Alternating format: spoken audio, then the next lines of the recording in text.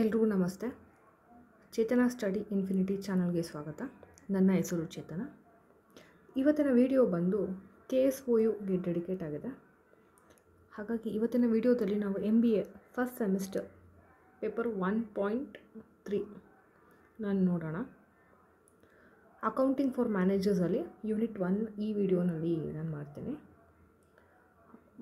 Block 1, block 2, block 3 and block 4 ಅಂತ ಇದೆ.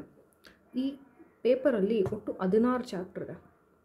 ಒಂದು ಬ್ಲಾಕಲ್ಲಿ 4 ಯೂನಿಟ್ ಬರುತ್ತೆ. ಇವತ್ತಿನ ವಿಡಿಯೋನಲ್ಲಿ ಬ್ಲಾಕ್ 1 ಇಂಟ್ರೊಡಕ್ಷನ್ ಟು ಅಕೌಂಟಿಂಗ್ ಮಾಡೋಣ, ಯಾಕಂದರೆ ಆರ್ಡರ್ ವೈಸ್ ಹೋದರೆ ಬೇಸಿಕ್ಸಿಂದ ಅರ್ಥ ಆಗುತ್ತೆ ಅಂತ. ಹಾಗೆ ನಾನು ಲೀಗಲ್ ಆಸ್ಪೆಕ್ಟ್ಸ್ ಆಫ್ ಬಿಸ್ನೆಸ್ ಸಹ ವಿಡಿಯೋ ಮಾಡಿದ್ದೀನಿ. ಯೂನಿಟ್ 1, 2, 3 ಆಲ್ರೆಡಿ ಅಪ್ಲೋಡ್ ಆಗಿದೆ.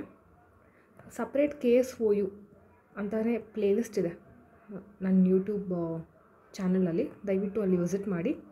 ಆ 3 ವಿಡಿಯೋ ಜೊತೆಗೆ ಎಷ್ಟು ಮಾರ್ಕ್ಸ್ಗೆ ಎಷ್ಟು ಆನ್ಸರ್ ಬರಿಬೇಕು, 5 ಮಾರ್ಕ್ಸ್ಗೆ, 10 ಮಾರ್ಕ್ಸ್ಗೆ, 15 ಮಾರ್ಕ್ಸ್ಗೆ ಅನ್ನೋದು ಸಹ ಒಂದು ವಿಡಿಯೋ ಇದೆ. ದಯವಿಟ್ಟು ಅದನ್ನು ಸಹ ನೋಡಿ. ಹಾಗೆ ಇದರ ರಿಲೇಟೆಡ್ ಎಕ್ಸಾಮ್ ರಿಲೇಟೆಡ್ ಇನ್ನಷ್ಟು ವೀಡಿಯೋಸ್ನ ನಾನು ಆ್ಯಡ್ ಮಾಡ್ತಾ ಇರ್ತೀನಿ. ನೀವು ನಿಮ್ಮ ಫ್ರೆಂಡ್ಸ್ಗೂ ಸಹ ಅದನ್ನು ಕಳಿಸಿ. ಇದು ಡಿಸ್ಟೆನ್ಸ್ ಎಜುಕೇಷನ್ ಯಾರ್ಯಾರು ಮಾಡ್ತಿರ್ತಾರೋ ಅವ್ರಿಗೆಲ್ಲ ಭಾಳ ಹೆಲ್ಪ್ ಆಗುತ್ತೆ. ಇನ್ನೊಂದು ಏನಂದರೆ, ಎಕ್ಸಾಮ್ಸ್ಗೆ ಆಲ್ರೆಡಿ ಫೀಸ್ ನೋಟಿಫಿಕೇಷನ್ ಆಗಿದೆ. ಹಾಗಾಗಿ ಎಕ್ಸಾಮ್ ಹತ್ರ ಇದೆ. ಮೋಸ್ಟ್ಲಿ ನೆಕ್ಸ್ಟ್ ಮಂತ್ ಅಥವಾ ಜುಲೈ ಫಸ್ಟ್ ವೀಕ್ನಲ್ಲಿ ಆಗ್ಬೋದು. ಸೊ ಇನ್ನು 1.5 ಮಂತ್ ಹಾರ್ಡ್ಲಿ ನಿಮಗೆ ಇರೋದು. ಓದೋದಕ್ಕೆ ಇನ್ನು ಸ್ಟಾರ್ಟ್ ಮಾಡಬೇಕು, ಯಾರ್ಯಾರು ಮಾಡಿಲ್ವೋ. ಒಳ್ಳೆ ಮಾರ್ಕ್ಸ್ ಬರಬೇಕಾಗುತ್ತೆ, ಒಂದು ಡಿಗ್ರಿ ಆ್ಯಡ್ ಆಗುತ್ತೆ. ನಮಗೆ ಜಾಬ್ ಪ್ರೊಫೈಲ್ಗೂ ಸಹ ಇನ್ನೂ ಒಂದು ಡಿಗ್ರಿ ಆ್ಯಡ್ ಆದಾಗ ನಮ್ಮ CVಯಲ್ಲಿ ಚೆನ್ನಾಗಿ ಇರುತ್ತೆ, ಒಳ್ಳೊಳ್ಳೆ ಕೆಲಸಗಳನ್ನ ನಾವು ಪಡಿಬೋದು. ಹಾಗಾಗಿ ಕೋರ್ಸ್ನ ಚೆನ್ನಾಗಿ ಮಾರ್ಕ್ಸಲ್ಲಿ ಪಾಸಾಗಿ. ಓಕೆ, ಸೊ ಹಾಗೆ ನನ್ನ ಚಾನಲ್ಗೆ ಸಬ್ಸ್ಕ್ರೈಬ್ ಮಾಡಿ, ಲೈಕ್ ಮಾಡಿ, ಶೇರ್ ಮಾಡಿ. ಏನಾದರೂ ಡೌಟ್ ಇದ್ದರೆ ನೀವು ಕಮೆಂಟ್ ಸೆಕ್ಷನಲ್ಲಿ ಹಾಕ್ಬೋದು. ಹಾಗೆ ನಾನು ಕಮೆಂಟ್ ಸೆಕ್ಷನಲ್ಲಿ ನಾನು ಟೆಲಿಗ್ರಾಮ್ ಚಾನಲ್ ಲಿಂಕು ಸಹ ಹಾಕಿರ್ತೀನಿ. ಅದಕ್ಕೆ ನೀವು ಜಾಯ್ನ್ ಆಗಿ ಎಕ್ಸಾಮ್ ರಿಲೇಟೆಡ್ ಏನಾದರೂ ಕ್ವೆಶನ್ಸ್ ಇದ್ದರೆ ಸಾಲ್ವ್ ಮಾಡಿ ಅಂತ ಏನಾದರೂ ಇದ್ದರೆ ನಾವು ಅಲ್ಲಿ ಡಿಸ್ಕಷನ್ ಮಾಡ್ಬೋದು. ಓಕೆ, ಸೊ ಇವತ್ತಿನ ಟಾಪಿಕ್ಗೆ ಬರೋಣ. ಮೊದಲನೇದಾಗಿ ಇವತ್ತಿನ ಟಾಪಿಕ್ ಬಂದು ಇಂಟ್ರೊಡಕ್ಷನ್ ಟು ಅಕೌಂಟಿಂಗ್ ಅಂತ. ಓಕೆ, ಸೊ ಇಂಟ್ರೊಡಕ್ಷನ್ ಟು ಅಕೌಂಟಿಂಗಲ್ಲಿ ನಾವು ಏನೇನು ನೋಡ್ತೀವಿ ಅಂತಂದರೆ, ಅಕೌಂಟಿಂಗ್ ಅಂದರೆ ಏನು ಅನ್ನೋದನ್ನು ನೋಡ್ತೀವಿ. ಸೊ ಈ ಅಕೌಂಟಿಂಗ್ ಅನ್ನೋದು ಭಾಳ ಫಾಸ್ಟೆಸ್ಟ್ ಗ್ರೋಯಿಂಗ್ ಪ್ರೊಫೆಷನ್ ಆಗಿದೆ. ಹಾಗೆ ಭಾಳ ಪಾಪ್ಯುಲರೂ ಇದೆ ಕಾಲೇಜಸ್, ಯೂನಿವರ್ಸಿಟೀಸಲ್ಲಿ, ಬಿಸ್ನೆಸ್ ಸ್ಕೂಲ್ಸಲ್ಲಿ. ಹಾಗಾಗಿ MBAಗೆ ಭಾಳ ವ್ಯಾಲ್ಯೂನೂ ಇದೆ ಅಲ್ವಾ ಇದರಿಂದ. ಎಸ್ಪೆಷಲಿ GST ಬಂದಮೇಲೆ ಅಕೌಂಟಿಂಗಿಗೆ ತುಂಬ ವ್ಯಾಲ್ಯೂ ಬಂದಿದೆ. So accounting offers interesting, challenging and rewarding careers undoubtedly ಅಲ್ವಾ. ಬಿಸ್ನೆಸ್ ಎಂಟರ್ಪ್ರೈಸಸ್ಗೆ, ಗೌರ್ಮೆಂಟ್ ಏಜೆನ್ಸೀಸ್ಗೆ, ಪ್ರತಿಯೊಬ್ಬರಿಗೂ ಅಕೌಂಟಿಂಗ್ ಅನ್ನೋದು ಬೇಕಾಗುತ್ತೆ. ಸೊ ಅಕೌಂಟಿಂಗ್ ಅನ್ನೋದನ್ನು ಲ್ಯಾಂಗ್ವೇಜ್ ಆಫ್ ಬಿಸ್ನೆಸ್ ಅಂತ ಸಹ ಹೇಳ್ತವೆ. ಏನಕ್ಕೆ ಅಂದರೆ, ಅಕೌಂಟಿಂಗಲ್ಲಿ ಅಕೌಂಟಿಂಗಿಂದ ನಮಗೆ ಭಾಳಷ್ಟು ಇನ್ಫಾರ್ಮೇಷನ್ ಸಿಗುತ್ತೆ. ನಾವು ಏನು ಇನ್ವೆಸ್ಟ್ ಮಾಡ್ತಾಯಿದ್ದೀವಿ, ಅದರಿಂದ ನಮಗೆ ಯೂಸ್ಫುಲ್ ಆಗ್ತಿದೆಯಾ, ರಿಟರ್ನ್ಸ್ ಬರ್ತಿದೆಯಾ. ಇದನ್ನು ನಾವು ಸಣ್ಣದಾಗೆ ಒಂದು ಮನೆಗೆ ನೋಡಿ, ಒಂದು ಮನೆಯಲ್ಲೇ ನಮಗೆ ಸಂಬಳ ಬರೋದನ್ನು ನಾವು ಅಕೌಂಟ್ ಮಾಡ್ತೀವಿ ಅಲ್ವಾ. ರೇಷನ್ಗೆ ಇಷ್ಟು ಖರ್ಚಾಯಿತು, ಟ್ರಾವೆಲಿಂಗ್ ಇಷ್ಟು ಖರ್ಚಾಯಿತು, ಹೆಲ್ತ್ಗೆ ಇಷ್ಟು ಖರ್ಚಾಯಿತು, ಪ್ರತಿಯೊಂದಕ್ಕೂ ನಾವು ಲೆಕ್ಕ ಇಡ್ತೀವಿ. ಸೊ ನಮ್ಮ ಅಕೌಂಟಿಂಗ್ ಅನ್ನೋದು ನಮ್ಮ ಮನೆಗಳಲ್ಲೇ ನಾವು ಮೊದಲನೇದಾಗಿ ನಾವು ಸ್ಟಾರ್ಟ್ ಮಾಡೋದು. ಸೊ ಈ ಅಕೌಂಟಿಂಗಲ್ಲಿ ಸಹ good knowledge of accounting in terms of principles, techniques is also essential for non accountant. So ಇಂಥದ್ರಲ್ಲೂ ಸಹ ನಾನ್ ಅಕೌಂಟಿಂಗ್ಸ್ಗೂ ಸಹ ಅಕೌಂಟೆನ್ಸಿ ಇಂಪಾರ್ಟೆಂಟ್ ಆಗುತ್ತೆ. So accounting provides information that is useful in making business and economic decisions. Definitely ಏನಕ್ಕೆ ಅಂದರೆ, ನಾವು ಸರಿಯಾದ ನಿರ್ಧಾರ ತೊಗೊಳೋಕ್ಕೆ ನಮಗೆ ಅಕೌಂಟಿಂಗ್ ಗೊತ್ತಿರಬೇಕಾಗುತ್ತೆ. Okay, next meaning of book keeping, accounting and accountancy. Accountancy discipline was introduced to have permanent and systematic record of business transaction. ಒಂದು business ಟ್ರಾನ್ಸಾಕ್ಷನ್ಗೆ permanent recording ಆಗಿರಬೇಕು, ಸಿಸ್ಟಮ್ಯಾಟಿಕ್ ಆಗಿರಬೇಕು ಅನ್ನೋದಕ್ಕೆ ಅಕೌಂಟಿಂಗ್ ಸ್ಟಾರ್ಟ್ ಮಾಡೋದು. ಅದರಲ್ಲಿ ಮೊದಲನೇ ಸ್ಟೆಪ್ ಬಂದು ಬುಕ್ ಕೀಪಿಂಗ್ ಆಗುತ್ತೆ. Book keeping ಬರೆದ್ಮೇಲೆ ನಾವು ಬುಕ್ ಕೀಪಿಂಗ್ ಅಂದರೆ ಏನು, ಹಾಗಾಗಿ ಬುಕ್ ಕೀಪಿಂಗ್ ಅಂದರೆ ಏನು, ಇದು ಡೆಫಿನೇಷನ್ನು 2 ಮಾರ್ಕ್ಸಿಗೆ ಬರೆಯೋದು ನೀವು. is defined as the science and art of recording business transaction in a systematic manner in a certain set of books known as books of accounts. So ಯಾವುದೇ ಒಂದು ಟ್ರಾನ್ಸಾಕ್ಷನ್ ಆದಾಗ ಮೊದಲನೇದಾಗಿ ನಾವು ಬರೆಯೋದು ಯಾವುದ್ರಲ್ಲಿಂದ, ಬುಕ್ ಕೀಪಿಂಗಲ್ಲಿ ಆ ಟ್ರಾನ್ಸಾಕ್ಷನ್ನ. ಸೊ ಈ ಬುಕ್ ಕೀಪಿಂಗ್ ಏನು, transaction events ಎಲ್ಲೆಲ್ಲಾಗಿದೆ, ಇದನ್ನು ಹೇಗೆ ಮೆಷರ್ ಮಾಡ್ತಾರೆ, ರೆಕಾರ್ಡಿಂಗ್ ಹೇಗೆ ಬರೀತಾರೆ, ಪ್ರತಿಯೊಂದನ್ನು ಸಹ ನಾವು ಅದನ್ನು ಕಂಪೈಲ್ ಮಾಡಿ ಬುಕ್ ಕೀಪಿಂಗ್ ಆದಮೇಲೆ ನಾವು ನೆಕ್ಸ್ಟು ಮಾಡೋದು ಯಾವುದಕ್ಕೆ, ಲೆಡ್ಜರಲ್ಲಿ ನಾವು ಬರಿತೀವಿ. ಸೊ ಮೊದಲನೇದು ಬುಕ್ ಕೀಪಿಂಗು, ಎರಡನೇದು ಲೆಡ್ಜರ್ ಆಗುತ್ತೆ. ಹಾಗೆ accounting is termed as language of business which records all events and transaction that are of monetary value. Obviously monetary value ಇದ್ದರೆ ನಾವು ಅದನ್ನು ರೆಕಾರ್ಡ್ ಮಾಡ್ತೀವಿ. ಓಕೆ, ಇಷ್ಟು ಸಾಕು. ನೆಕ್ಸ್ಟು ಅಕೌಂಟಿಂಗಲ್ಲಿ ಯಾವ್ದು ಮಾನಿಟರಿ ಇರುತ್ತೋ, ಫಿನಾನ್ಷಿಯಲ್ ಇರುತ್ತೋ ಅದನ್ನು ಮಾತ್ರ ರೆಕಾರ್ಡ್ ಮಾಡ್ತೀವಿ. ನಾನ್ ಫಿನಾನ್ಷಿಯಲ್ ನೇಚರ್ ಇದ್ದರೆ ಅದನ್ನು ನಾವು ರೆಕಾರ್ಡ್ ಮಾಡೋದಿಲ್ಲ. ಓಕೆ, ಹಾಗೆ ಅಕೌಂಟಿಂಗಲ್ಲಿ ರೆಕಾರ್ಡ್ ಏನೇನು ಮಾಡ್ತೀವಿ ಅಂದರೆ ಅದರಿಂದ ನಮಗೆ ಸಮ್ಮರೈಸೇಷನ್ ಸಿಗುತ್ತೆ. ಇದನ್ನು ನಾವು ಅನಲೈಸ್ ಮಾಡ್ಬೋದು. So accountancy refers to a systematic knowledge of accounting. So ಏನಕ್ಕೆ ಮಾಡ್ತೀವಿ, ಹೇಗೆ ಮಾಡ್ತೀವಿ ಅನ್ನೋದು ಅಕೌಂಟೆನ್ಸಿ ನಮಗೆ ತಿಳಿಸ್ಕೊಡುತ್ತೆ. ಸೊ ನಮಗೆ ಫೈನಾನ್ಷಿಯಲ್ ಸ್ಟೇಟ್ಮೆಂಟ್ ಸಹ ಸಿಗುತ್ತೆ ಅಕೌಂಟಿಂಗ್ ಇದರಲ್ಲಿ. ಓಕೆ, ಅಕೌಂಟಿಂಗ್ ಇನ್ಫಾರ್ಮೇಷನ್ ಸಿಸ್ಟಮ್ ಇದು ಒಂದು ಕಂಪ್ಯೂಟರ್ ಇನ್ಫಾರ್ಮೇಷನ್ ಸಿಸ್ಟಮ್ ಆಗಿ ಯೂಸ್ ಮಾಡುತ್ತೆ. ಅಂದರೆ ನಮಗೆ ಇನ್ಪುಟ್ಸ್ ಬೇಕಾಗುತ್ತೆ. ಅಂದರೆ ಇನ್ಪುಟ್ಸ್ ಅಂದರೆ ಏನು, ಬಿಸ್ನೆಸ್ ಟ್ರಾನ್ಸಾಕ್ಷನ್ ಅಂದರೆ ನಾವೇನು ಪರ್ಚೇಸ್ ಮಾಡಿದ್ದೀವಿ, ಸೇಲ್ಸ್ ಏನಾಗಿದೆ, ಕ್ಯಾಶ್ ರೆಸಿಪ್ಟ್ಸ್ ಏನು, ಕ್ಯಾಶ್ ಪೇಮೆಂಟ್ಸ್ ಏನಾಗಿದೆ. ಎಕ್ಸ್ಟರ್ನಲ್ ಇವೆಂಟ್ಸ್ ಅಂತ ಅಂದರೆ ಫೈರಿಂದ ಏನಾದರೂ ನಮಗೆ ಡ್ಯಾಮೇಜ್ ಆಗುತ್ತಾ, ಅನ್ನೋನ್ ಏನಾದರೂ ನಮಗೆ ಎಕ್ಸ್ಪೆನ್ಸಸ್ ಆಗುತ್ತಾ, ಅದು ಇನ್ಪುಟ್ಸ್ ಆಗುತ್ತೆ. ಇದನ್ನು ನಾವು ಅಕೌಂಟಿಂಗ್ ಪ್ರಿನ್ಸಿಪಲ್ಸಲ್ಲಿ, ಸ್ಟ್ಯಾಂಡರ್ಡ್ಸಲ್ಲಿ, ಟ್ರಾನ್ಸಾಕ್ಷನ್ ಎಲ್ಲ ನಾವು ಏನು ಮಾಡಬೇಕು, ಒಂದು ಸಿಸ್ಟಮ್ಯಾಟಿಕ್ ರೆಕಾರ್ಡಲ್ಲಿ ಬರೀತೀವಿ. ಇದರಿಂದ ಯಾರ್ಯಾರಿಗೆ ಉಪಯೋಗ ಆಗುತ್ತೆ, ಯೂಸರ್ಸ್ ಯಾರ್ಯಾರು ಅಂದರೆ ಇದರಿಂದ ನಾವೇನು ಮಾಡೋದು, profit and loss account, balance sheet ಮಾಡ್ತೀವಿ, ಕ್ಯಾಶ್ ಫ್ಲೋ ಸ್ಟೇಟ್ಮೆಂಟ್ಸ್ ಕೊಡ್ತೀವಿ, ಸ್ಪೆಷಲ್ ರಿಪೋರ್ಟ್ಸ್ ಕೊಡ್ತೀವಿ, ಟ್ಯಾಕ್ಸ್ ರಿಟರ್ನ್ಸ್ ಕೊಡ್ತೀವಿ, ಫೈಲಿಂಗ್ ಮಾಡ್ತೀವಿ. ಸೊ ಈ ಎಲ್ಲ ಇನ್ಫಾರ್ಮೇಷನ್ನು ನೋಡಿಕೊಂಡು ನೆಕ್ಸ್ಟ್ ಮಾಡೋದು ಯಾರು ಅಂದರೆ ಶೇರ್ ಹೋಲ್ಡರ್ಸು, ಸೆಕ್ಯೂರಿಟಿ, ರೇಟಿಂಗ್ಸು, ಬ್ಯಾಂಕಲ್ಲಿ ಹೋಗಿ ನಾವು ಲೋನ್ ತೊಗೋಬೇಕು ಅಂದರೆ ನಾವು ಬಿಸ್ನೆಸ್ ಎಷ್ಟು ಆಗಿದೆ ಅಂತ ನಾವು ನಮ್ಮ ಬ್ಯಾಲೆನ್ಸ್ ಶೀಟ್ ಕೊಡಬೇಕಾಗುತ್ತೆ ಪ್ರೂಫ್ಗೆ. ಅವಾಗೇ ಬ್ಯಾಂಕವರು ನಮಗೆ ಲೋನ್ ಕೊಡೋದು ಅಲ್ವಾ. ಸೊ ಈ ಎಲ್ಲ ಆಸ್ಪೆಕ್ಟ್ಸಿಂದ ಅಕೌಂಟಿಂಗ್ ಭಾಳ ಇಂಪಾರ್ಟೆಂಟ್ ಆಗುತ್ತೆ. ಸೊ ಯೂಸರ್ಸ್ ಆಫ್ ಅಕೌಂಟಿಂಗ್ ಇನ್ಫಾರ್ಮೇಷನಲ್ಲಿ ಬಂದರೆ investor and lenders R the most obvious uses of accounting information. ತುಂಬ ಯೂಸ್ ಮಾಡೋದು ಯಾರು ಅಂದರೆ ಇನ್ವೆಸ್ಟರ್ಸ್ ಆ್ಯಂಡ್ ಲೆಂಡರ್ಸ್ ಆಗ್ತಾರೆ. ಯಾಕಂದರೆ ಅವ್ರ ಡಿಸಿಷನ್ನು ಭಾಳ ಇಂಪಾರ್ಟೆಂಟ್ ಆಗುತ್ತೆ. ಅವ್ರ ಡಿಸಿಷನ್ ಮಾಡೋದಕ್ಕೆ ಒಂದು ಬಿಸ್ನೆಸ್ದು ಎಷ್ಟು ಏನು ಟ್ರಾನ್ಸಾಕ್ಷನ್ ಆಗ್ತಿದೆ, ಸ್ಟೇಬಲ್ ಆಗಿದೆಯಾ, ಅದೆಲ್ಲದೂ ಸಹ ಇಂಪಾರ್ಟೆಂಟ್ ಆಗುತ್ತೆ ಅವ್ರಿಗೆ. ಹಾಗಾಗಿ ಅವ್ರ ಅಕೌಂಟೆನ್ಸಿನ ತುಂಬ ಯೂಸ್ ಮಾಡ್ತಾರೆ. ಇವಾಗಿನ ಕಾಲದಲ್ಲಿ SIPs ಇದೆ, ಅಲ್ಲ ಮ್ಯೂಚುವಲ್ ಫಂಡ್ಸ್ ಇದೆ. ಅವರು ಸಹ ಸ್ಟಾಕ್ ಮಾರ್ಕೆಟ್ ನೋಡ್ತಾರೆ, ಯಾವ ಶೇರ್ಸ್ ಜಾಸ್ತಿ ಆಗ್ತದೆ, ಅವ್ರಿಗೂ ಸಹ ಒಂದು ಕಂಪ್ನಿಯ ಬ್ಯಾಲೆನ್ಸ್ ಶೀಟ್ ಇಂಪಾರ್ಟೆಂಟ್ ಆಗುತ್ತೆ, ಎಷ್ಟು ಲಾಭ ಮಾಡ್ತು, ಎಷ್ಟು ಕಳ್ಕೋತು ಅಂತ. ಓಕೆ, ಸೊ ಯಾರ್ಯಾರು ಯೂಸ್ ಆಗುತ್ತೆ ಅನ್ನೋದು ನೋಡ್ಬಿಡೋಣ. ಇನ್ವೆಸ್ಟರ್ಸ್ಗೆ ಇಂಡಿವಿಜುವಲ್ ಶೇರ್ ಹೋಲ್ಡರ್ಸ್ಗೆ ಹೆಲ್ಪ್ ಆಗುತ್ತೆ, ಮ್ಯೂಚುವಲ್ ಫಂಡ್ಸ್ಗೆ, ಇನ್ಶೂರೆನ್ಸ್ ಕಂಪ್ನೀಸ್ಗೆ ಆಗುತ್ತೆ. ಏನಕ್ಕೆ ಅಂದರೆ ಯಾವಾಗ ನಾವು ಬೈ ಮಾಡಬೇಕು, ಸೇಲ್ ಮಾಡಬೇಕು, ಈ ಕಂಪ್ನಿ ಶೇರ್ ತೊಗೊಂಡ್ರೆ ನಮಗೆ ಒಳ್ಳೆ ಪೇಮೆಂಟ್ ಸಿಗುತ್ತಾ, ಗುಡ್ ಡಿವಿಡೆಂಡ್ ಸಿಗುತ್ತಾ, ಕಂಪ್ನಿ ಪರ್ಫಾರ್ಮೆನ್ಸ್ ಸ್ಯಾಟಿಸ್ಫ್ಯಾಕ್ಟರಿ ಆಗಿದೆಯಾ ಅಂತ. ನೆಕ್ಸ್ಟು ಲೆಂಡರ್ಸ್ ಯಾರ್ಯಾರು ಅಂದರೆ ಲೆಂಡರ್ಸು ಬ್ಯಾಂಕ್ ಆ್ಯಂಡ್ ಡೆಬೆಂಚರ್ಸ್ ಹೋಲ್ಡರ್ಸ್. ಇವ್ರು ಲೆಂಡ್ ಮಾಡೋರಿಗೆ ನಾನು ಇವ್ರಿಗೆ ಬಾರೋ ಕೊಟ್ಟರೆ ನನಗೆ ಬರುತ್ತಾ ದುಡ್ಡು ವಾಪಸ್ಸು, ಸೆಕ್ಯೂರಿಟಿ ಇಂಟ್ರೆಸ್ಟ್ ರೇಟ್ ಏನಾಗಿರುತ್ತೆ, ಈ ಇನ್ಫಾರ್ಮೇಷನ್ಸ್ಗೆ ಸಹ ಬೇಕಾಗುತ್ತೆ. Next equity and bond analyst, stock brokers, credit rating ಏಜೆನ್ಸೀಸ್ಗೆಲ್ಲ ಇವ್ರಿಗೂ ಸಹ ಸ್ಟಾಕ್ನ ಸೇಲ್ ಮಾಡೋದಕ್ಕೆ, ಶೇರ್ಸ್ನ ಸೇಲ್ ಮಾಡೋದಕ್ಕೆ ಹೆಲ್ಪ್ ಆಗುತ್ತೆ.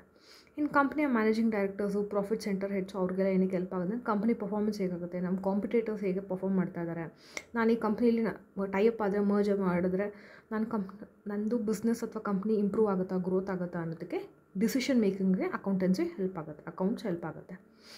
ಇಂಡಸ್ಟ್ರಿಯಲ್ ವರ್ಕರ್ಸ್ಗೂ, ಟ್ರೇಡ್ ಯೂನಿಯನ್ಸು, ವರ್ಕ್ ಮಾಡೋರಿಗೆ ಏನಂಗೆ ಹೆಲ್ಪ್ ಆಗುತ್ತೆ ಅಂದರೆ ಈ ಕಂಪ್ನಿಲಿ ನಾನು ಜಾಯ್ನ್ ಆದರೆ ನನಗೆ ಪ್ರತಿ ತಿಂಗಳು ಸರಿಯಾಗಿ ಸಂಬಳ ಕೊಡ್ತಾರಾ, ನನಗೆ ರಿಟೈರ್ಮೆಂಟ್ ಬೆನಿಫಿಟ್ಸ್ ಇರುತ್ತಾ, ನನಗೆ ಸಿಕ್ ಲೀವ್ಸ್ ಆಗಲಿ ಬೇರೆದಕ್ಕಾದರೆ ಇವರು ದೊಡ್ಡ ಪೇಮೆಂಟ್ ಲೀವ್ಸ್ ಕೊಡ್ತಾರಾ ಅನ್ನೋದಕ್ಕೆ ಹೆಲ್ಪ್ ಆಗುತ್ತೆ. ಇನ್ನು ರಾ ಮೆಟೀರಿಯಲ್ಸ್ ತಂದು ಕೊಡೋರ್ಗೇನು, ಮೇಜರ್ ಕಸ್ಟಮರ್ಸ್ ಇವ್ರಿಗೆ ಇರುತ್ತಾ, ರಾ ಮೆಟೀರಿಯಲ್ಸ್ ನಾನು ಕೊಟ್ಟಿದ್ದು ಯೂಸ್ ಆಗುತ್ತಾ ಇವ್ರಿಗೆ, ಹಾಗೆ ನಾನು ರಾ ಮೆಟೀರಿಯಲ್ಸ್ ಕೊಟ್ಟ ಮೇಲೆ ನನಗೆ ಸರಿಯಾಗಿ ಪೇಮೆಂಟ್ ಮಾಡ್ತಾರಾ, ಆ ಡಿಸಿಷನ್ ಮಾಡೋದಕ್ಕೆ ಹೆಲ್ಪ್ ಆಗುತ್ತೆ.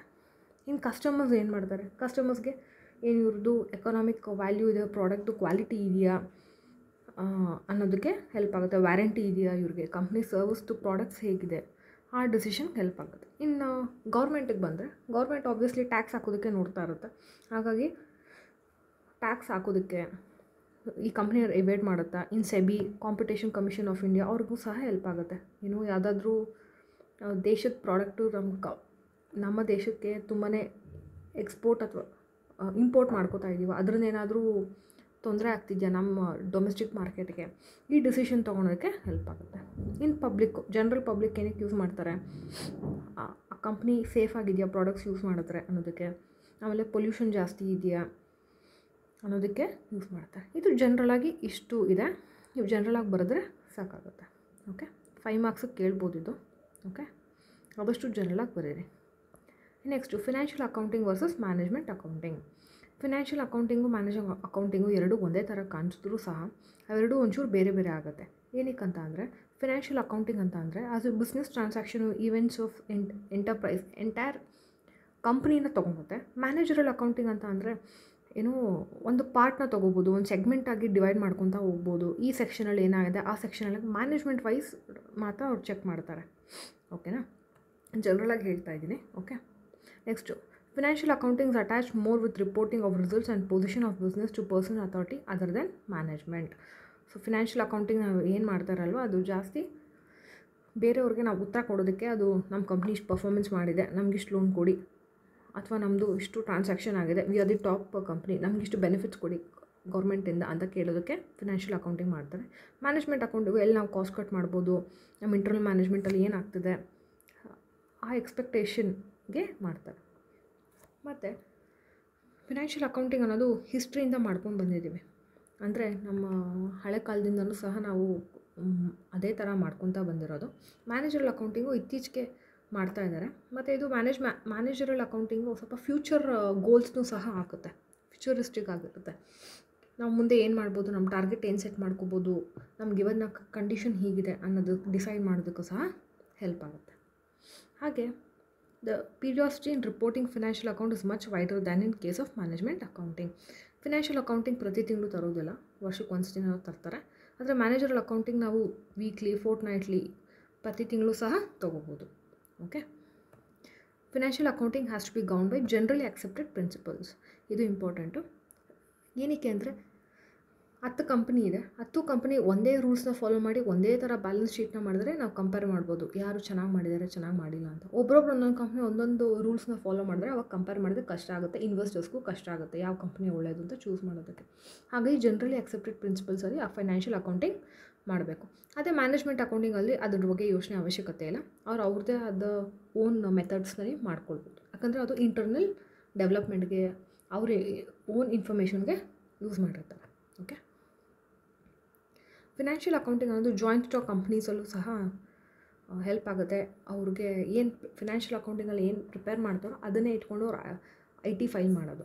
ಓಕೆ, ಮ್ಯಾನೇಜ್ಮೆಂಟ್ ಅಕೌಂಟಿಂಗ್ ಅನ್ನೋದೇನು ಅದು ಆಪ್ಷನಲ್, ಬೇಕಾದರೂ ಮಾಡ್ಕೊಳ್ಬೋದು, ಬೇಡದಿರೋನು ಇರ್ಬೋದು. Okay, next financial accounting prepare ಮಾಡೋ ಫಿನಾನ್ಷಿಯಲ್ ಅಕೌಂಟಿಂಗ್ ಮಾನಿಟರಿ ಇನ್ಫಾರ್ಮೇಷನ್ ಮಾತ್ರ ಇರುತ್ತೆ. ಮ್ಯಾನೇಜ್ಮೆಂಟ್ ಅಕೌಂಟಿಂಗಲ್ಲಿ ಅದು ನೆಸಸರಿ ಮ್ಯಾನೇಜ್ಮೆಂಟ್ ಮೆಟೀರಿಯಲ್ಲೇ ಆಗಿರಬೇಕು ಅಂತ ಏನಿಲ್ಲ, ನಂಬರ್ ಆಫ್ ವರ್ಕರ್ಸ್ ಎಷ್ಟಿದ್ದಾರೆ ಅಂತ ಇರ್ಬೋದು, ಎಷ್ಟು ಕ್ವಾಂಟಿಟಿ, ಎಷ್ಟು ಟನ್ಗಟ್ಟಲೆ ಪ್ರೊಡ್ಯೂಸ್ ಆಗಿದೆ ಅಂತಲೂ ಇರ್ಬೋದು. ಆದರೆ ಫಿನಾನ್ಷಿಯಲಿ ಎಷ್ಟು ದುಡ್ಡು ಬಂದಿದೆ ನಮಗೆ ಅನ್ನೋದು ಮಾತ್ರ ಯೋಚನೆ ಮಾಡ್ತಾರೆ. Okay, financial statements are required to be published and audited by statutory auditors. ಹೌದು, ಫಿನಾನ್ಷಿಯಲ್ ಸ್ಟೇಟ್ಮೆಂಟ್ಸ್ ಅನ್ನೋದು ಆಡಿಟರ್ಗೆ ಕೊಟ್ಟು ಸ್ಟ್ಯಾಚ್ಯುಟರಿ ಬಾಡೀಸಿಂದ ನಾವು ಪರ್ಮಿಷನ್ ತೊಗೊಂಡು ಕೊಡಬೇಕು. ಮ್ಯಾನೇಜ್ಮೆಂಟರ್ಗಾದರೆ ತೊಂದರೆ ಇಲ್ಲ. ಸೊ ಈ 9 ಡಿಫರೆನ್ಸಸ್ ಬಂದು ಫಿನಾನ್ಷಿಯಲ್ ಅಕೌಂಟಿಂಗಿಗೆ ಮತ್ತು ಮ್ಯಾನೇಜ್ಮೆಂಟ್ ಅಕೌಂಟಿಂಗ್ 9 ಡಿಫರೆನ್ಸ್ ಇದೆ. 9 ಡಿಫರೆನ್ಸ್ ಅರ್ಥ ಮಾಡ್ಕೊಳ್ಳಿ. Next concept accounting concepts and conventions. ಈ ಸಿಸ್ಟಮ್ ಆಫ್ ಅಕೌಂಟಿಂಗ್ ಏನಾಗುತ್ತೆ, ಬೇಸ್ಡ್ ಆನ್ ಸರ್ಟನ್ ಪ್ರಿನ್ಸಿಪಲ್ಸ್ಗೆ ಅಕೌಂಟಿಂಗ್ ಮಾಡ್ತಾರೆ. ಅದನ್ನು ಏನು generally accepted accounting principle GAAP ಅಂತ ಬರುತ್ತೆ. ಓಕೆನಾ, ಏನಕ್ಕೆ ಅಂದರೆ ಒಂದು ಸ್ಟ್ಯಾಂಡರ್ಡ್ ಇರಬೇಕು. ನಾವು ಫಿನಾನ್ಷಿಯಲ್ ಅಕೌಂಟಿಂಗ್ ಮಾಡೋವಾಗ, ಅದನ್ನು ರೆಕಾರ್ಡ್ ಮಾಡೋವಾಗ, ರಿಪೋರ್ಟ್ ಮಾಡೋವಾಗ, ಯೂಸರ್ಸ್ಗೆ ನಾವು ಮಾಡೋವಾಗ, ಆ್ಯಂಡ್ ಪ್ರಿನ್ಸಿಪಲ್ಸ್ ಅವೇರ್ ಆಗಿರಬೇಕು. ಸೊ ದ್ಯಾಟ್ ಅವ್ರೇನು ಫಿನಾನ್ಷಿಯಲ್ ಅಕೌಂಟಿಂಗ್ ಕೊಡ್ತಾರೆ ಅಲ್ವಾ, ಅದನ್ನು ಈಸಿಯಾಗಿ ಅರ್ಥ ಮಾಡ್ಕೊಂಡು ಇಂಟರ್ಪ್ರೇಟ್ ಮಾಡಿ ಅನಲೈಸ್ ಮಾಡುವಂಥಕ್ಕೆ ಇರಬೇಕು. ಹಾಗಾಗಿ ಅದರಲ್ಲಿ 2 ಥರ ಇದೆ, ಒಂದು ಅಕೌಂಟಿಂಗ್ ಕಾನ್ಸೆಪ್ಟ್ಸು, ಇನ್ನೊಂದು ಅಕೌಂಟಿಂಗ್ ಕನ್ವೆನ್ಷನ್ಸು. ಇದು ಭಾಳ ಇಂಪಾರ್ಟೆಂಟ್ ಆಗುತ್ತೆ. ಓಕೆ, ಈ ಇಡೀ ಚಾಪ್ಟ್ರಲ್ಲಿ ಈ 2 concept, accounting concepts and conventions ತುಂಬ important, especially accounting concepts. Okay, ನೋಡೋಣ ಅಕೌಂಟಿಂಗ್ ಕಾನ್ಸೆಪ್ಟ್ಸಲ್ಲಿ ಯಾವುದ್ಯಾವುದಿದೆ ಅಂತ. ಇದು ಲಿಸ್ಟ್ ಆಫ್ ಅಕೌಂಟಿಂಗ್ ಕಾನ್ಸೆಪ್ಟ್ಸು 8 ಥರ ಇದೆ. ಓಕೆನಾ, ಮೊದಲನೇದು ಮನಿ ಮೆಷರ್ಮೆಂಟ್ ಕಾನ್ಸೆಪ್ಟ್. ಹೆಸರಲ್ಲೇ ಇದೆ, ಏನು ಮನಿ ಮೆಷರ್ಮೆಂಟ್. ಯಾವುದ್ಯಾವುದು ದುಡ್ಡಲ್ಲಿ ನಾವು ಅಳಿಬಹುದೋ ಅದನ್ನು ಮಾತ್ರ ಅವರು ರೆಕಾರ್ಡ್ ಮಾಡ್ಕೋತಾರೆ, ಬರ್ಕೊಳ್ತಾರೆ, ಅಕೌಂಟ್ ಮಾಡ್ಕೋತಾರೆ. ಫಾರ್ ಎಕ್ಸಾಂಪಲ್ ಯಾವುದಾದ್ರೂ ಕಂಪ್ನಿಯ ಚೇರ್ಮನ್ ಚೇಂಜ್ ಆದರು ಅಥವಾ ಅವರು ತೀರ್ಕೊಂಡ್ರು ಅಂತ ಅಂದರೆ ಅದು ಮನಿ ಮೆಷರ್ಮೆಂಟ್ ಕಾನ್ಸೆಪ್ಟಲ್ಲಿ ಅವರು ಬರ್ಕೊಳೋದಿಲ್ಲ. ಓಕೆ, ಆದರೆ ನಾವು ನೋಡ್ದಂಗೆ ಯಾವುದಾದ್ರೂ ಒಂದು ಕಂಪ್ನಿ ಮರ್ಜರ್ ಆಯಿತು ಅಥವಾ ಯಾರೋ ಚೇರ್ಮನ್ ತೀರ್ಕೊಂಡ್ರು ಅಂದರೆ ಡೆಫಿನೆಟ್ಲಿ ಅವ್ರ ಶೇರ್ಸ್ ಏನಾಗುತ್ತೆ ಆವಾಗ ಕಡಿಮೆ ಆಗುತ್ತೆ. ಅದು ಇಂಡೈರೆಕ್ಟ್ ಆಗಿ ಎಫೆಕ್ಟ್ ಆಗೇ ಆಗುತ್ತೆ ಅಲ್ವಾ. ಆದರೆ ಈ ಮನಿ ಮೆಷರ್ಮೆಂಟ್ ಕಾನ್ಸೆಪ್ಟಲ್ಲಿ ಇದನ್ನು ಅವರು ಬರ್ಕೊಳೋದಿಲ್ವ ಅಥವಾ ಟ್ರಾನ್ಸಾಕ್ಷನ್ಸ್ನ ಅವರು ರೆಕಾರ್ಡ್ ಮಾಡ್ಕೊಳೋದಿಲ್ಲ. ಓಕೆ, ಇನ್ನೂ ಒಂದು ಇಂಪಾರ್ಟೆಂಟ್ ಏನು ಅಂದರೆ ಮನಿ ಮೆಷರ್ಮೆಂಟಲ್ಲಿ money is expressed in terms of its value at the time of an event is recorded in the accounts. ಯಾವಾಗ ಮನಿ ಟ್ರಾನ್ಸಾಕ್ಷನ್ ಆಗುತ್ತೋ ಮನಿದು ವ್ಯಾಲ್ಯೂ ಏನು ಅಂತ ಇದೆಯೋ ಅದನ್ನು ಮಾತ್ರ ಅವರು ಬರ್ಕೊಳ್ತಾರೆ. ಮುಂದೆ ಅದ್ರ ವ್ಯಾಲ್ಯೂ ಏನಾದ್ರು ಚೇಂಜ್ ಆದರೆ ಅದನ್ನು ಅವರು ಚೇಂಜ್ ಮಾಡೋದಿಲ್ಲ. ಫಾರ್ ಎಕ್ಸಾಂಪಲ್, ಯಾವುದೋ ಒಂದು ಸೈಟ್ ತೊಗೋತಾರೆ ಕಂಪ್ನಿ ಲ್ಯಾಂಡ್ ಪರ್ಪಸ್ಗೆ, ಗೋಡೌನ್ ಪರ್ಪಸ್ಗೆ. ಆ ಟೈಮಲ್ಲಿ ಎಷ್ಟು ಸ್ಕ್ವೇರ್ ಫೀಟಿಗೆ ಎಷ್ಟಾಗಿರುತ್ತೋ ಅವ್ರು ಎಷ್ಟು ಖರ್ಚು ಮಾಡ್ತಾರೋ ಅಷ್ಟು ಮಾತ್ರ ಅವ್ರು ಬರ್ಕೊಳ್ತಾರೆ. ಒಂದು ವರ್ಷ ಆದಮೇಲೆ ಅಥವಾ ಗೌರ್ಮೆಂಟ್ ಏನಾದರೂ ಸೈಟ್ ವ್ಯಾಲ್ಯೂ ಇನ್ಕ್ರೀಸ್ ಮಾಡ್ತು, ಇವಾಗ ರೀಸೆಂಟಾಗಿ ಕಾಂಗ್ರೆಸ್ ಗೌರ್ಮೆಂಟ್ ಬಂದಮೇಲೆ ಜಾಸ್ತಿ ಮಾಡಿದ್ರಲ್ಲ, ಅವಾಗ ಲ್ಯಾಂಡ್ ವ್ಯಾಲ್ಯೂ ಆಬ್ವಿಯಸ್ಲಿ ಜಾಸ್ತಿ ಆಗಿರುತ್ತೆ. ಅದನ್ನು ಅವರು ಈ ಮನಿ ಮೆಷರ್ಮೆಂಟ್ ಕಾನ್ಸೆಪ್ಟಲ್ಲಿ ಮೆನ್ಷನ್ ಮಾಡೋದಿಲ್ಲ, ಹಳೆದನ್ನೇ ತೋರಿಸ್ತಾ ಇರ್ತಾರೆ. ಓಕೆ, ಇಷ್ಟನ್ನು ಜನರಲಿ ಅರ್ಥ ಮಾಡಿಕೊಂಡ್ರೆ ಸಾಕು. ಎರಡನೇದು business entity concept. Business entity concept ಅಂದರೆ ಒಬ್ಬ ವ್ಯಕ್ತಿಗೂ ಬಿಸ್ನೆಸ್ಗೂ ಅವರು ಡಿಫ್ರೆನ್ಸ್ ಮಾಡ್ತಾರೆ. ಅಂದರೆ ಓನರು ಮತ್ತು ಬಿಸ್ನೆಸ್ಸು ಎರಡು ಬೇರೆ ಬೇರೆ. ಹಾಗೆ ಬಿಸ್ನೆಸ್ ಎಂಟಿಟಿ ಕಂಪನಿ ಒಂದು artificial company created by law who has a common seal, ಮತ್ತು ಇದು ಪರ್ಪೆಚುವಲ್ ಎಕ್ಸಿಸ್ಟೆನ್ಸ್ ಅಂದರೆ ಕೊನೆ ಆಗ್ತಾನೇ ಇರುತ್ತೆ. ಪರ್ಪೆಚುವಲ್ ಎಕ್ಸಿಸ್ಟೆನ್ಸ್ ಕಂಪ್ನಿ ನಡೀತಾ ಇರುತ್ತೆ ಅಂತ. ಓಕೆನಾ. So business entity can be described as an undertaking under the control. So ಇದು ಸೋಲ್ ಪ್ರೊಪ್ರೈಟರ್ಶಿಪ್ ಆಗೋದು, ಪಾರ್ಟ್ನರ್ಶಿಪ್ ಆಗಿರ್ಬೋದು. ಸೊ ಅಕೌಂಟಿಂಗ್ ಪರ್ಪಸ್ಗೆ ಏನು ಮಾಡ್ತಾರೆ, ಓನರ್ದು ಅಕೌಂಟ್ ಬೇರೆ, ಬಿಸ್ನೆಸ್ ಅಕೌಂಟ್ ಬೇರೆ ಬೇರೆ. ಅದೇ ಮೇಯ್ನ್ ಇಲ್ಲಿ. ಓಕೆನಾ. ಓನರ್ ಅಕೌಂಟ್ ಬೇರೆ, ಬಿಸ್ನೆಸ್ ಅಕೌಂಟ್ ಬೇರೆ. ಇನ್ ಕೇಸ್ ಏನಾದರೂ ಓನರ್ ಕಾಂಟ್ರಿಬ್ಯೂಟ್ ಮಾಡಿದ್ರು ಫಂಡ್ಗೆ ಅಂತ ಅಂದರೆ ಅದನ್ನು ಲಯಬಿಲಿಟಿ ಅಂತ ಕನ್ಸಿಡರ್ ಮಾಡ್ತಾರೆ. ಬಿಸ್ನೆಸ್ಸು ಓನರಿಗೆ ವಾಪಸ್ ಕೊಡಬೇಕು ಅಂತ ಕನ್ಸಿಡರ್ ಮಾಡ್ತಾರೆ. ಓಕೆ, ಶಾರ್ಟ್ ಆ್ಯಂಡ್ ಸ್ವೀಟ್ ಆಗಿದೆ ಇದು. ಮೂರನೇದು ಗೋಯಿಂಗ್ ಕನ್ಸರ್ನ್ ಕಾನ್ಸೆಪ್ಟ್. ಈ ಬಿಸ್ನೆಸ್ ಎಂಟಿಟಿ ಅನ್ನೋದಿದೆಯಲ್ಲ, ಇದು ಪರ್ಪೆಚುವಲ್ ಎಕ್ಸಿಸ್ಟೆನ್ಸ್ ಆಗ್ತಾನೇ ಇರುತ್ತೆ, ಗೋಯಿಂಗ್ ಆನ್. ಇದು ಯಾವಾಗಲೂ ಬಿಸ್ನೆಸ್ ನಡೀತಾನೇ ಇರುತ್ತೆ ಅನ್ನೋ ಪ್ರಿನ್ಸಿಪಲಲ್ಲಿ ವರ್ಕ್ ಆಗುತ್ತೆ. ಓಕೆನಾ. ಸೊ ಹಾಗೆ ಗೋಯಿಂಗ್ ಕನ್ಸರ್ನ್ ಕಾನ್ಸೆಪ್ಟ್ ಅನ್ನೋದು ಲ್ಯಾಂಡ್, ಬಿಲ್ಡಿಂಗ್, ಮೆಕೈನರಿ ಏನಾಗುತ್ತೆ, ಇದು ಬಿಸ್ನೆಸ್ ರನ್ ಆಗೋವರೆಗೂ ನಡೀತಾನೇ ಇರುತ್ತೆ. ಓಕೆನಾ. ಸೊ ಅದನ್ನು ಫಿಕ್ಸ್ಡ್ ಅಸೆಟ್ಸ್ ಅಂತ ಹೇಳ್ತಾರೆ ಅವರು. ಯಾವುದು, ಲ್ಯಾಂಡ್, ಬಿಲ್ಡಿಂಗ್, ಮೆಕೈನರಿ ಅನ್ನೋದು, ಮೆಷಿನ್ಸ್ ಅನ್ನೋದು. ಓಕೆ, ಇವೆಲ್ಲ ಫಿಕ್ಸ್ಡ್ ಅಸೆಟ್ಸು. ಇನ್ನೊಂದು ಕರೆಂಟ್ ಅಸೆಟ್ಸ್ ಬಂದು ಕಂಪ್ನಿ ಎಂಪ್ಲಾಯರ್ಸ್ ಆಗಿರ್ಬೋದು, ಅವೆಲ್ಲ ಕರೆಂಟ್ ಅಸೆಟ್ಸ್ ಆಗಿ ಆಗುತ್ತೆ. ಸೊ ಈ ಗೋಯಿಂಗ್ ಕನ್ಸರ್ನ್ ಕಾನ್ಸೆಪ್ಟಲ್ಲಿ fixed assets and current assets ಅಂತಾಗಿ ಡಿವೈಡ್ ಮಾಡ್ಕೋತಾರೆ. ಹಾಗೆ ಏನು ಬಿಸ್ನೆಸ್ ಹೋಗ್ತಾನೇ ಇರುತ್ತೆ, ಪರ್ಪೆಚುವಲ್ ಎಕ್ಸಿಸ್ಟೆನ್ಸ್ ಅಂದರೆ ಕಂಟಿನ್ಯೂ ಆಗ್ತಾನೇ ಇರುತ್ತೆ, ಗೋಯಿಂಗ್ ಆನ್ ಅಂತ ಹೆಸರಲ್ಲೇ ಇದೆ. Okay, next cost concept. Cost ಕಾನ್ಸೆಪ್ಟಲ್ಲಿ ಏನು implies that in account all transaction are generally recorded at cost. Okay, not at market value. Okay, so ಒಂದು ಪ್ರಾಡಕ್ಟು ಏನಾದರೂ ನಾವು ಮಾರ್ಕೆಟಿಗೆ ತಂದಾಗ ಏನಾಗಿರುತ್ತೆ, ಅಲ್ಲಿ ಕಾಸ್ಟ್ ಪ್ರೈಸ್ ಒಂದಿರುತ್ತೆ, ಮಾರ್ಕೆಟ್ ಪ್ರೈಸ್ ಒಂದಿರುತ್ತೆ. ಕಾಸ್ಟ್ ಪ್ರೈಸ್ ಅನ್ನೋದು ರಾ ಮೆಟೀರಿಯಲ್ಲು, ಟ್ಯಾಕ್ಸು ಎಲ್ಲ ಸೇರಿ ಬರುತ್ತೆ. ಇದು ಅವರೇನು ಮಾರ್ಕೆಟಲ್ಲಿ ಅವರೆಷ್ಟು ಪ್ರಾಡಕ್ಟ್ಗೆ ಸೇಲ್ ಮಾಡ್ತಾರೆ, ಏನು ಪ್ರಾಫಿಟ್ ಮಾರ್ಜಿನ್ ಇಟ್ಕೊಂಡು ಮಾರ್ಕೆಟ್ ಪ್ರೈಸ್ ಮಾಡ್ತಾರೆ.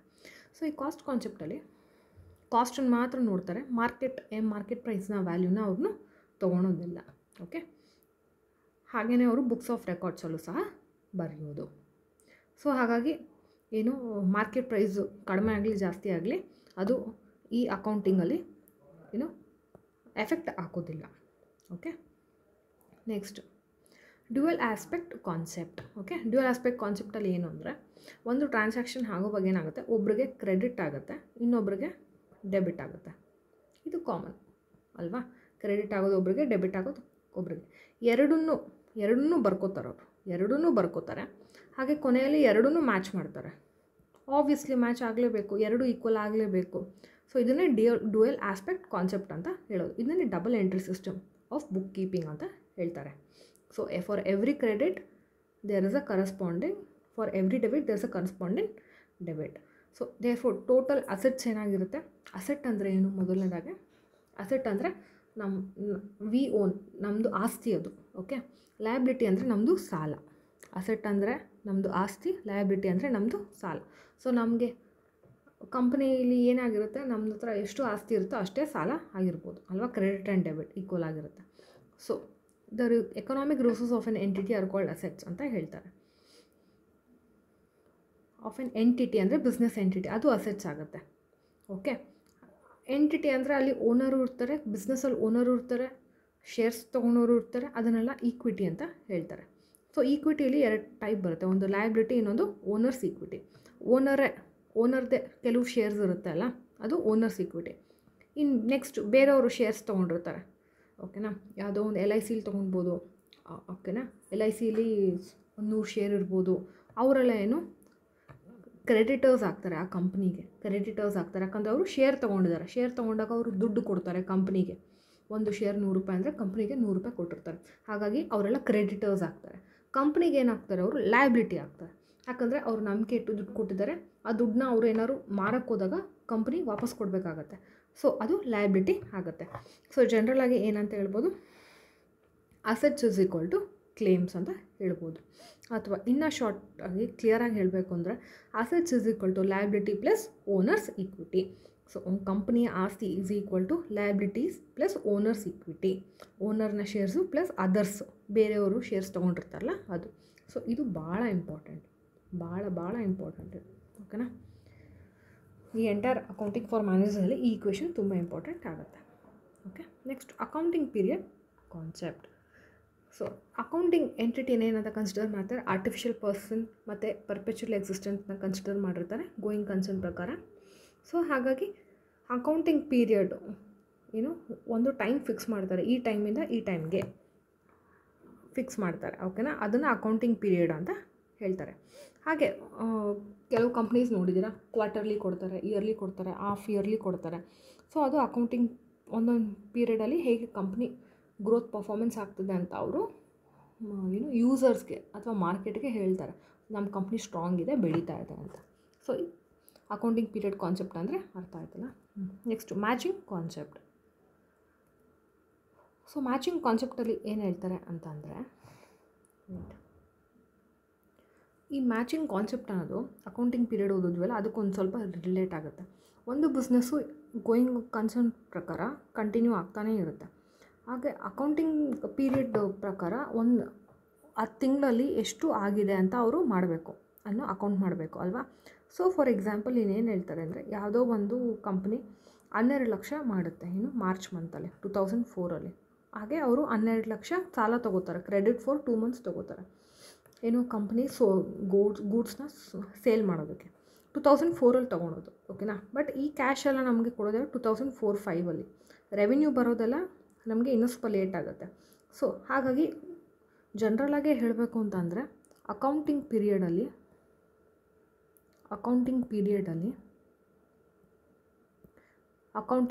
ನಾನು ಜಾನ್ ಟು ಮಾರ್ಚ್ ತೊಗೋತೇನೆ. ಇದು 3 ಮಂತ್ಸ್ ಡೇಟಾ ಅಲ್ಲ. ಈ 3 ಮಂತ್ಸ್ ಡೇಟಾಲಿ ಕಂಪ್ನಿಯ ಪ್ರಾಫಿಟ್ಟು ಮತ್ತು ಲಾಸು ಎರಡನ್ನೂ ಮ್ಯಾಚ್ ಮಾಡ್ತಾರೆ ಅವರು, ಮ್ಯಾಚ್ ಮಾಡ್ತಾರೆ. ಓಕೆ, ಸೊ ಜನರಲಾಗಿ ಬಿಸ್ನೆಸ್ ಎಂಟಿಟಿ ಪ್ರಾಫಿಟ್ ಜನ್ರೇಟ್ ಆಗಿದೆಯಾ, ಲಾಸ್ ಜನ್ರೇಟ್ ಆಗಿದೆಯಾ ಅಂತ ಅಕೌಂಟಿಂಗ್ ಪೀರಿಯಡಲ್ಲಿ ಫೈಂಡ್ ಔಟ್ ಮಾಡ್ತಾರೆ. ಸೊ ಇದೇ ಮ್ಯಾಚಿಂಗ್ ಕಾನ್ಸೆಪ್ಟ್. ಓಕೆ, ಸಿಂಪಲಾಗಿ ಹೇಳಬೇಕಂದ್ರೆ. Next realisation concept. ಇದು ಡಿಫ್ರೆಂಟಾಗಿ ಇಂಟ್ರೆಸ್ಟಿಂಗ್ ಆಗಿದೆ. ರಿಯಲೈಸೇಷನ್ ಕಾನ್ಸೆಪ್ಟ್ ಅಂತ ಅಂದರೆ, ಯಾವಾಗ ರೆವಿನ್ಯೂ ಬರುತ್ತೋ ಅಂದರೆ deals with the point in time at which revenue may be deemed or to be realized or when the sale has to be said to have taken place. So ಈ realisation concept ಪ್ರಕಾರ sale ಆದಾಗ ಮಾತ್ರ realisation ಕಾನ್ಸೆಪ್ಟಲ್ಲಿ ಅವರು books of ರೆಕಾರ್ಡಲ್ಲಿ ಬರೆಯೋದು. For example ಹೇಳಬೇಕು ಅಂತಂದರೆ, gold reserves ಇದೆ ಅಂತ ಹೇಳ್ತಾರೆ. ಎಲ್ಲೋ ಒಂದು ಕಡೆ ಗೋಲ್ಡ್ ರಿಸರ್ವ್ಸ್ ಇದೆ, ಗೊತ್ತಾಗಿದೆ ನನಗೆ ಗೋಲ್ಡ್ ರಿಸರ್ವ್ಸ್ ಇದೆ ಅಂತ. ಓಕೆನಾ, ಹಾಗಂತ ಅಲ್ಲಿ ಹೋಗಿ ಮೈನ್ಸ್ ಹಾಕಬೇಕು. ನೆಕ್ಸ್ಟು ಮೈನ್ಸ್ ಹಾಕಿದ್ಮೇಲೆ ಅಲ್ಲಿ ಅಗಿಬೇಕು, ಮೈನ್ಸ್ ಎಲ್ಲ ಬಿಲ್ಡ್ ಮಾಡಬೇಕು, ಎಕ್ಸ್ಟ್ರಾಕ್ಟ್ ಮಾಡಬೇಕು, ಆಮೇಲೆ ಅಲ್ಲಿಂದ ಗೋಲ್ಡ್ ತೆಗಿಬೇಕು. ಆ ಗೋಲ್ಡನ್ನ ತೊಗೊಂಡವರು ಸೇಲ್ ಮಾಡಬೇಕು ಅಲ್ಲ. ಸೊ ಇಲ್ಲಿ ಸೇಲ್ ಆಗುತ್ತಲ್ಲ, ಗೋಲ್ಡು ಸೇಲ್ ಆಗುತ್ತಲ್ಲ, ಇವಾಗ ಮಾತ್ರ ಅವರು ರಿಯಲೈಸ್ ಮಾಡ್ಕೊಳೋದು ರಿಯಲೈಸೇಷನ್ ಕಾನ್ಸೆಪ್ಟ್ ಪ್ರಕಾರ. ಸೊ ಈ ಟೈಮಲ್ಲಿ ಮಾತ್ರ ಎಷ್ಟು ಅವರು ದುಡ್ಡು ಆಗಿದೆಯೋ ಅಷ್ಟನ್ನು ಮಾತ್ರ ಅವರು ರಿಯಲೈಸೇಷನ್ ಕಾನ್ಸೆಪ್ಟ್ ಪ್ರಕಾರ ಬರ್ಕೋತಾರೆ. ಓಕೆನಾ? ಸೊ ಇದು realisation concept. Next accrual concept. Accrual concept ಅಂದರೆ ಈ ಅಕ್ಯೂರಲ್ ಕಾನ್ಸೆಪ್ಟಲ್ಲಿ ಏನು, ಒಂದು ಕಂಪ್ನಿಗೆ ಪ್ರಾಫಿಟು ಆಗುತ್ತೆ, ಲಾಸು ಆಗುತ್ತೆ. ಅದು ಕ್ಯಾಶಿಂದನೂ ಆಗುತ್ತೆ, ಕ್ರೆಡಿಟ್ ಟ್ರಾನ್ಸಾಕ್ಷನಿಂದನೂ ಸಹ ಆಗುತ್ತೆ. ಸೊ ಹಾಗಾಗಿ ಯಾವಾಗಲೂ ನಾನು ಒಂದು 2-3 ತಿಂಗಳಾದಮೇಲೆ ನಾನು ಅವ್ರಿಗೆ ದುಡ್ಡು ಕಟ್ಟಬೇಕು, ಬಡ್ಡಿ ಕಟ್ಟಬೇಕು ಅಂತ ಏನಾದರೂ ಇದ್ದರೆ ಅದನ್ನು ಅವ್ರು ಇವಾಗಲೇ ಅಕೌಂಟಲ್ಲಿ ಬರೆದುಬಿಡ್ತಾರೆ. ಏನು ಅಕೌಂಟಲ್ಲಿ ಇವಾಗಲೇ ಬರೆದುಬಿಡ್ತಾರೆ. ಸೊ ದಟ್ ಅವ್ರ ಪ್ರಾಫಿಟ್ನಲ್ಲಿ ಇವಾಗಲೇ ಅವ್ರು ಡಿಡಕ್ಟ್ ಮಾಡಿಬಿಡ್ತಾರೆ. ಮುಂದೆ ಆಗೋ ಲಾಸು ಅಥವಾ ಮುಂದೆ ಆಗೋ ಎಕ್ಸ್ಪೆನ್ಸಸ್ನ ಅವರು ಇವಾಗಲೇ ಕಟ್ಟಬೇಕು ಅಂತ ಅಂದ್ಕೊಂಡು ಪ್ರಾಫಿಟ್ನಲ್ಲಿ ಡಿಡಕ್ಟ್ ಮಾಡ್ತಾರೆ. ಈ ಥರ ಅಕೌಂಟಿಂಗ್ ಏನು ಹೇಳ್ತಾರೆ, ಅಕ್ಯೂರಲ್ ಕಾನ್ಸೆಪ್ಟ್ ಅಂತ ಹೇಳ್ತಾರೆ. ಓಕೆ, ಇಲ್ಲಿಗೆ 9 ಅಕ್ಯೂರಲ್ ಕಾನ್ಸೆಪ್ಟ್ ಕಂಪ್ಲೀಟ್ ಆಯಿತು. Next 2 accounting conventions. Accounting conventions ಅಂದ್ರೇನು? The term convention denotes circumstances or traditions which guide the accountant while preparing the accounting statements. ಇದು ಡೆಫಿನೇಷನ್. ಓಕೆ, ಸೊ ಇದರಲ್ಲಿ ಎಷ್ಟು ಥರ ಇದೆ? 4 ಥರ ಇದೆ. ನೋಡೋಣ. ಮೊದಲನೇದು ಕನ್ಸರ್ವೇಟಿಸಮ್. ಇಲ್ಲಿ ಕನ್ವೆನ್ಷನ್ ಆಫ್ ಕನ್ಸರ್ವೇಟಿಸಮಲ್ಲಿ recognition of revenue requires better evidence than recognition of expenses. Revenue important ಆಗುತ್ತೆ, ಎಕ್ಸ್ಪೆನ್ಸಸ್ ಮಾಡ್ಕೊಳಕ್ಕೆ ಮುಂಚೆ. ಹಾಗೆ ಅವ್ರಿಗೆ ಏನು ಇದು ಇರಬೇಕು, ಎವಿಡೆನ್ಸ್ ಇರಬೇಕು, ಅಥವಾ ಯಾವುದ್ರದ್ದಾದ್ರೂ ಟ್ರಾನ್ಸಾಕ್ಷನ್ದು ಅವ್ರಿಗೆ ಡೀಟೇಲ್ಸ್ ಇರಬೇಕು. ಸೊ ಆವಾಗ ಮಾತ್ರ ಅವ್ರು ಕನ್ಸರ್ವೇಟಿಸಮ್ ಅವರು ಫಾಲೋ ಮಾಡೋದು. ಇಲ್ಲಿ ಒಂದು ಎಕ್ಸಾಂಪಲ್ ಕೊಟ್ಟಿದ್ದಾರೆ. ಏನು ಅಂತಂದರೆ, ಒಂದು ಫಾರಿನ್ ಟ್ರೇಡ್ ಕಂಪ್ನಿ ಏನು ಮಾಡ್ತಾರೆ, ಕೋಲ್ಕತ್ತಾಲಿರೋರಿಗೆ 1000 ಡಜನ್ ಸಿಲ್ಕ್ ಕೊಡಿ, ನಾನು ಇಷ್ಟು ಯೂರೋಸ್ ಕೊಡ್ತೀನಿ ಅಂತ ಹೇಳ್ತಾರೆ ಲಂಡನ್ನಲ್ಲಿರೋರಿಗೆ. ಸೊ ಇಲ್ಲೇನಾಗುತ್ತೆ, ಇಲ್ಲಿ ಅವರು ಅಷ್ಟು ಸಿಲ್ಕ್ ಕಾರ್ವ್ಸು ಕೊಡಬೇಕು. ಕೊಟ್ಟ ಮೇಲೆ ಅವ್ರಿಗೆ ಪೇಮೆಂಟ್ ಆಗಬೇಕು ಅಲ್ವಾ? ಅದು outstanding collection department of HDFC credit cards ಮೂಲಕ ಆಗುತ್ತೆ ಅಂತ ಅವ್ರು ಹೇಳಿದ್ದಾರೆ. ಇನ್ ಕೇಸ್ ಏನಾದರೂ ಅವ್ರು ಬ್ಯಾಂಕ್ರಪ್ಟ್ ಆಗಿಬಿಟ್ರೆ, ಕಸ್ಟಮರ್ ಏನಾದರೂ ಕೊಡೋಕ್ಕೆ ಆಗಿಲ್ಲ ಅಂತ ಅಂದರೆ, ಸೊ ಅವೇನಾಗುತ್ತೆ, ಲಾಸ್ ಆಗುತ್ತೆ. ಓಕೆನಾ?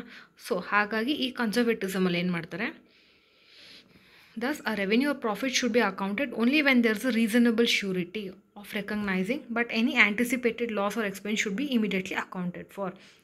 ಸೊ ರೆವಿನ್ಯೂ ಬರೋದು ಬರ್ಕೊಂಡಿಲ್ಲ ಅಂದರೂ ಪರವಾಗಿಲ್ಲ, ಆದರೆ ಎಕ್ಸ್ಪೆನ್ಸು ಅಥವಾ ಲಾಸ್ ಆಗೋದು ಮಾತ್ರ ಇಮಿಡಿಯೇಟ್ಲಿ ನಾವು ಅಕೌಂಟ್ ಮಾಡಬೇಕು ಅಂತ ಹೇಳ್ತಾರೆ. Okay, next materiality concept. ಇಲ್ಲಿ ಟ್ರೂ ಆ್ಯಂಡ್ ಫೇರ್ ಅಂತಲೂ ಹೇಳ್ತಾರೆ. Criteria for true and fair ಅಂತ ಅವರು ಹೇಳೋದು. ಏನಕ್ಕೆ ಅಂತಂದರೆ, ಈ ಮೆಟೀರಿಯಾಲಿಟಿ ಕಾನ್ಸೆಪ್ಟಲ್ಲಿ ಏನಕ್ಕೆ ಅಂದರೆ ಹೇಳಿದಾಗೆ, ಫಾರ್ ಎಕ್ಸಾಂಪಲ್ ಇಲ್ಲಿ 2 ಕಂಪ್ನಿ ತೊಗೊಂಡಿದ್ದಾರೆ. ಒಂದು ಸಾಫ್ಟ್ವೇರ್ ಕಂಪ್ನಿ, ಓಕೆನಾ, ಇನ್ನೊಂದು ಒಂದು ಸಣ್ಣ ಕಂಪ್ನಿ ಯಾವುದೋ ಒಂದು. ಓಕೆನಾ, ಸೊ ಈ ಸ್ಮಾಲ್ ಕಂಪ್ನಿ ಒಂದು ತೊಗೊಂಡಿದ್ದಾರೆ,